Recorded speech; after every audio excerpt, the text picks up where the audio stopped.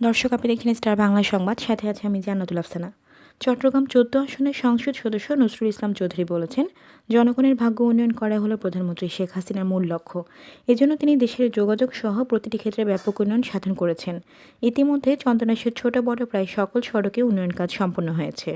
তিনি গত ৫ ডিসেম্বর শনিবার চন্দনাইশের দোহাজারী পৌরসভায় ৩টি সড়ক উন্নয়ন কাজের উদ্বোধনকালে এসব কথা বলেন। সড়ক ৩টি উন্নয়ন কাজে ব্যয় হচ্ছে প্রায় ২২ কোটি টাকা।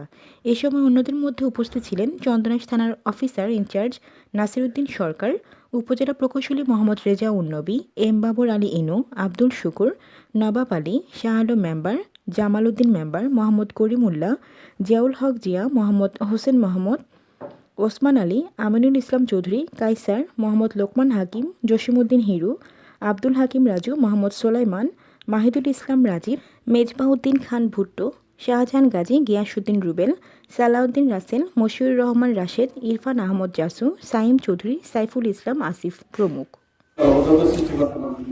আর আমি বলি, কন্ট্রাক্টর সদবাতা আদায় করবেন আপনারা। কন্ট্রাক্ট আমি আমার এলাকার সাধারণত এলাকা কন্ট্রাক্টরের কাছ থেকে কেউ সামনে থাকতে পারবেন। কেউ সামনে চাইলে সরাসরি আমাকে টেলিভিশন। আমার এলাকার সন্তান মুক্ত, সানাবান মুক্ত, মস্তা মুক্ত।